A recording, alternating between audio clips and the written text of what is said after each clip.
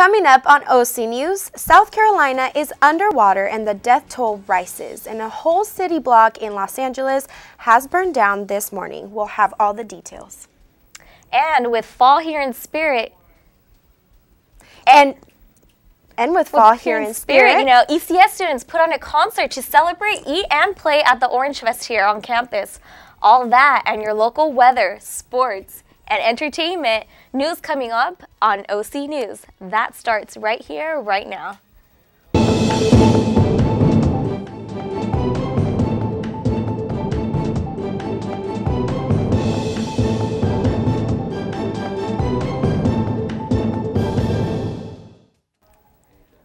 Hello and welcome to OC News. I'm Esmeralda Cisneros.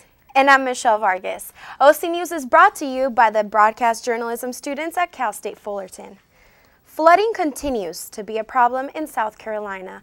Governor Nikki Haley says today a truck was overcome by floodwaters and the dive team was called in to perform a dangerous rescue. 3 people were saved, but 2 others were later found dead. South Carolina's death toll currently starts at 17. Haley says that there have already been nearly 200 water rescues statewide. She urged people to please respect the road closure signs and said drivers will and should expect to see more of them. We have 409 closures right now, road and bridge closures. 141 of those are bridges. You will see that number go up. And the reason is, as the water is flowing downstream, we're going to continue to have to close more roads. We're going to continue to have to make sure that we're safe. More than 70 miles of Interstate 95, which cuts through the eastern part of the state, remains closed. The flooding is far from over. Rivers might not crest for another 2 weeks. A fire broke out in South Los Angeles Wednesday morning. It took 250 firefighters to put out the blaze. Investigators were still trying to determine the cause of the fire. Chris Reed, spokesman for the Los Angeles County Fire Department, said several businesses were destroyed, including a welding shop, a furniture business, and a small market. Marco Bautista, the owner of one of the businesses destroyed, said, "It's one of those unfortunate things," he said. "All I can do now is move forward." One firefighter who was hospitalized with minor injuries, and there was no others reported. Los Angeles City Councilman Curran Price surveyed the damage to the businesses that were damaged by the fire. Price said it's a real tragedy, and those are mom and pop shops. That's really unfortunate. Here on campus, students commemorate the relationships between Palestine and Israel. And live is with more Christy Garcia.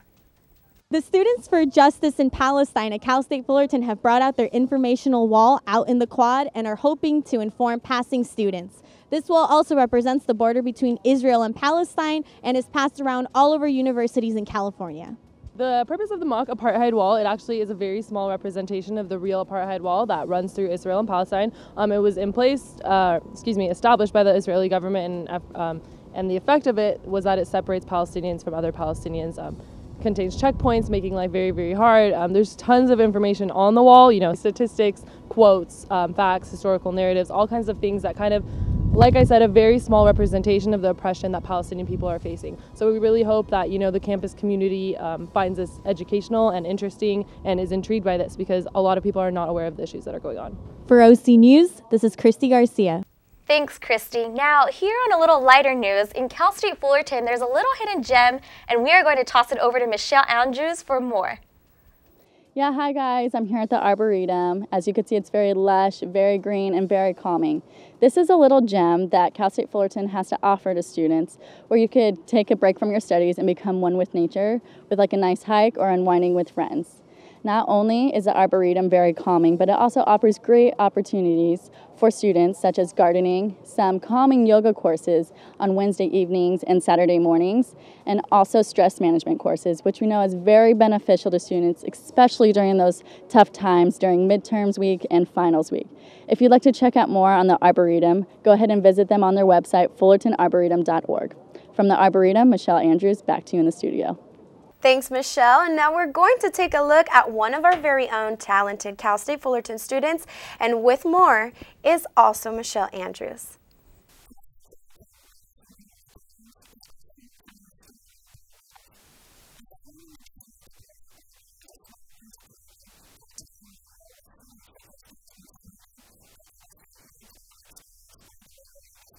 Good afternoon, everybody. This is DJ Seihei here. You're listening right now to Titan Radio. And yep, it's that time. It's 12 p.m. here at Midweek Mania. Titan Radio has a very good name and very good reputation, so I feel like if I use it in the future and let them know, you know, I have experience working aboard, I have experience working with the music, being on air, things like that, having audience listen to me, then it definitely will help me in the future.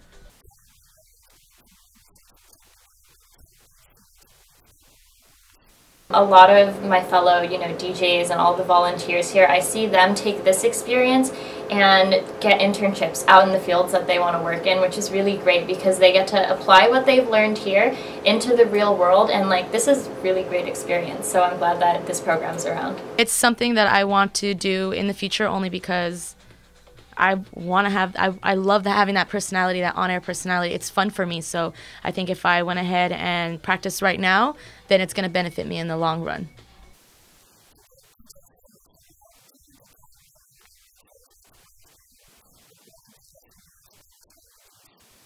Hello, everybody. Thank you. So to start off the weather, currently we have a temperature of 84 right now and a low of 63. Winds are going to be going 6 miles per hour, humidity at 47%, and the sunrise is going to occur, well, actually it already did occur at 6:30 this morning, and the sunset will happen at 6:28 p.m. tonight. Moving right along, today, Wednesday, is an 84 high and a 62 low. Tomorrow is going to be 93 high, so we're going to be blistering a little bit out there, and then a 66 low. And our highest is going to be at 102 on Friday and a low of 71. Now going over to the weekend, we're going to have a nice mid-70s. It's 97 and 96 Saturday and Sunday. And moving over to national, in California, all the way over here is mid-70s to 80s, and then over in Albuquerque, it's going to be in the low 60s. Now we're going to head on over to the south, where it's going to be in the high 80s, and then all the way on the East Coast, ranging from the high 70s in Washington, D.C., to the low 70s in New York. So the East Coast is also going to be a little warm, and it's warm all across the nation. So I hope you guys all enjoy that and go to the beach. Thank you. I am so ready for it to be fall already. I am, and especially I have a cold, and I think bringing out my winter coat and my furry little hot cocoa, Definitely. I think we're ready for it. I'm ready. 'Tis the season, right? Coming up after the break, we'll have you some health news and the entertainment buzz after. Stay tuned. We'll be right back.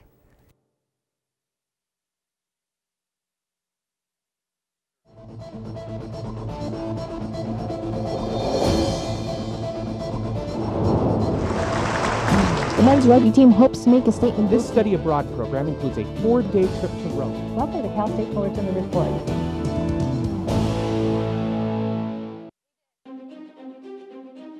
As Titans, we stand tall, showing the way as a leading CSU and a top public university in the West.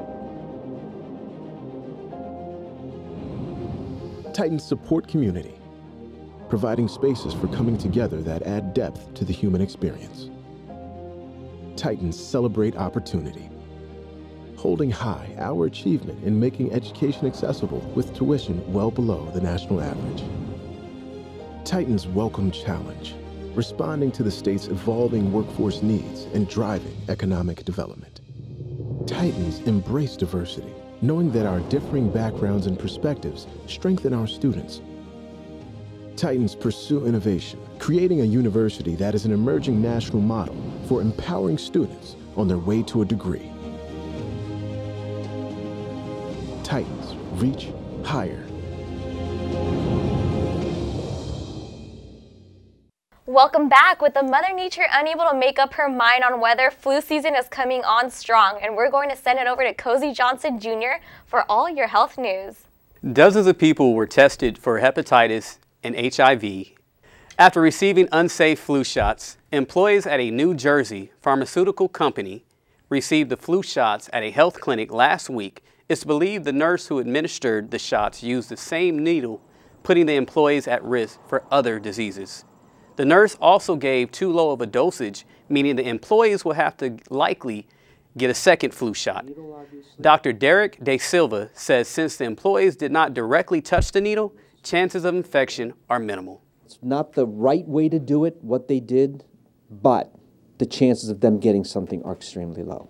The State Health Department is providing monitoring, vaccinations, and counseling to the employees for the next 6 months. It's not known if that nurse will be disciplined. On to more health news. A Wyoming woman has died from the state's first recorded human case of rabies. State health officials have confirmed that a Fremont County woman has died from the disease. Is transmitted through the saliva of infected animals. Officials believe the woman was exposed to a wild bat, then developed the illness about a month later.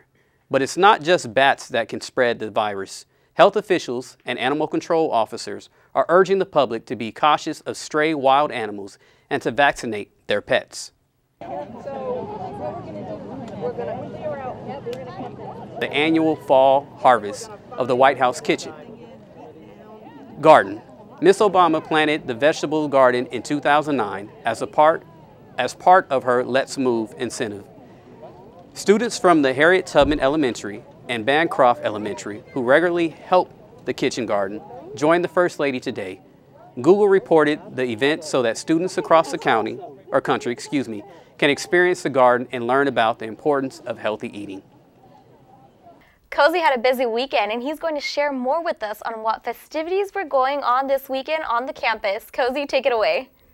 I'm here at Cal State Fullerton, standing on the ECS lawn, where right behind me, Orange Fest will be starting in just a few minutes.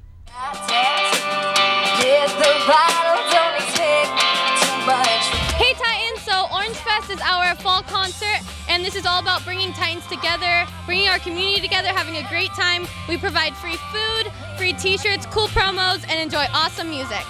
What's the inspiration behind the music that you do? My music is always about real life, you know, just like good old Taylor Swift. What else do you have to write about, though, other than the things you've experienced in real, you know, like the song I wrote last week, Float. I'm in a part of my life where I kind of am floating along and back and forth between here and Nashville all the time, and it kind of feels like you just never have a time to figure out what's happening. It just happens around you, you know. I have a new CD coming out. I've been around. It'll be out end of this year. I have a new single, Float, coming out, and Float will be coming out November 1st. So look out for that. This year we have EDM, country, and rock. It just gets the campus like really pumped up to be a Titan, and basically we have it every year on October 1st. And I think it's a really good way to bring our campus together as one and show our spirit.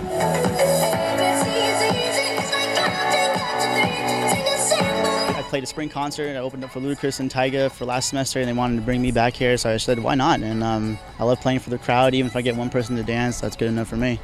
Live in the moment and love the experience. And when you're in that moment, you gotta love it, because that's how you get the best experience out of everything. He was pretty good. I like the music he was playing. The remixes were nice. You get some good spins on songs we already know. Like you got the world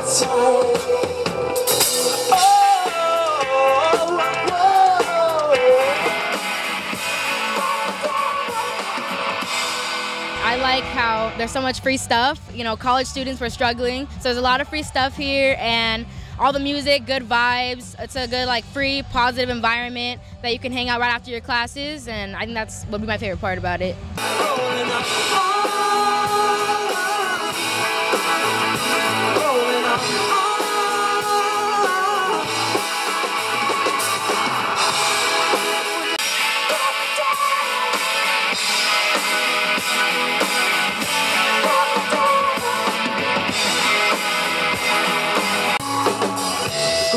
Tears, talks and years, gonna be a long career.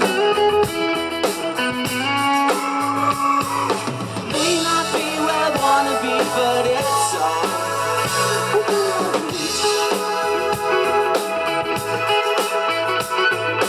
may not be where I wanna be, where I wanna be. There you have it, Titan. The artists are having fun, the students are having fun, and I'm having fun. Reporting from Fullerton, I'm Cozy Johnson Jr. Thank you, Cozy. And now for your entertainment news, we're going to send it over to Serene Gettler. Serene, what do you have for us?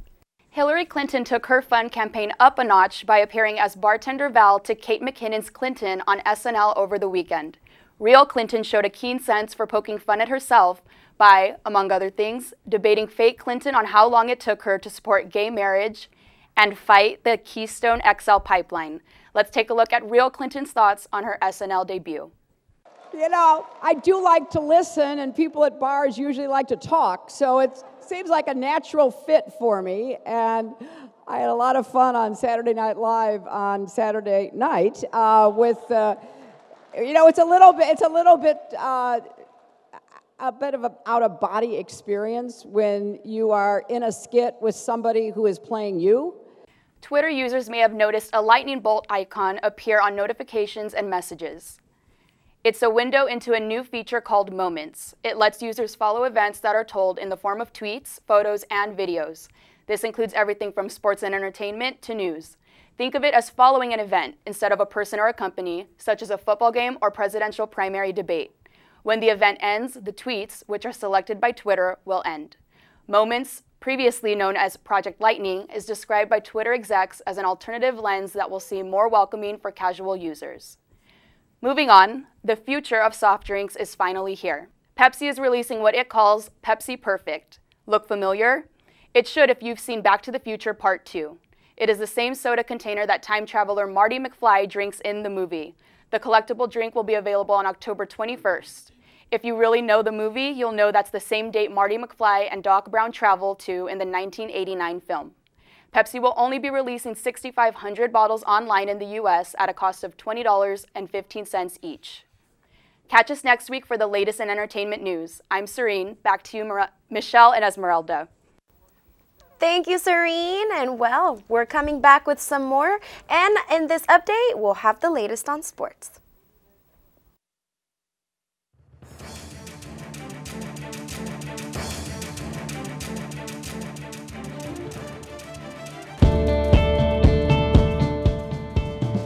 It's what powers our journey to reach unimaginable heights. It fosters a sense of yearning to create, explore, and soar. It strengthens our will to climb to the top. It's the bedrock of our conviction that nothing's impossible. It transforms us and sets us free to thrive and build lives of purpose. Titan pride is at the heart of who we are.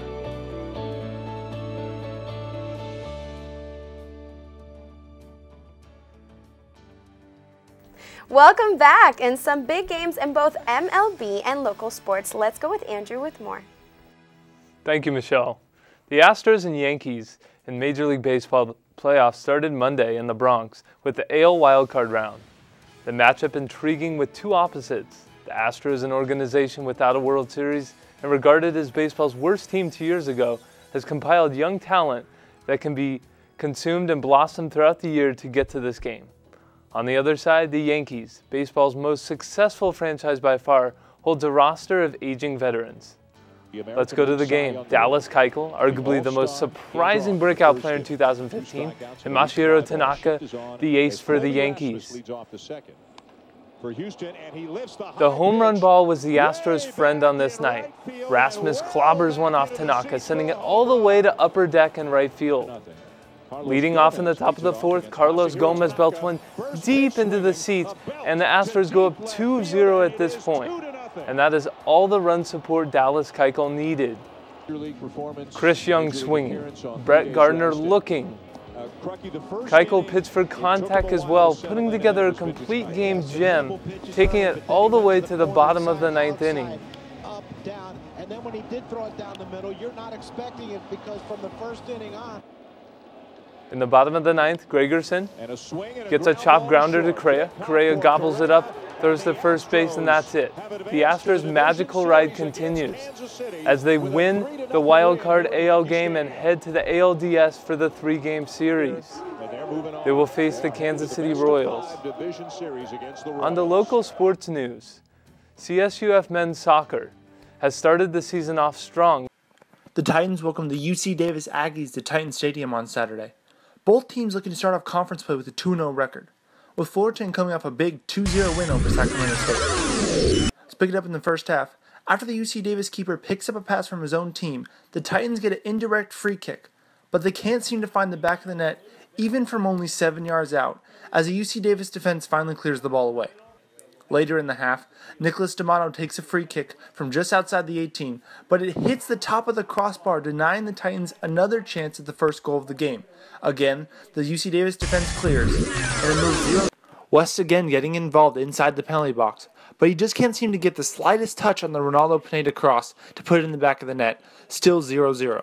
But the drama wasn't done there, because on the other side, UC Davis gets a free kick, it bounces around inside and finds its way into the back of the net. But hold on 1 second.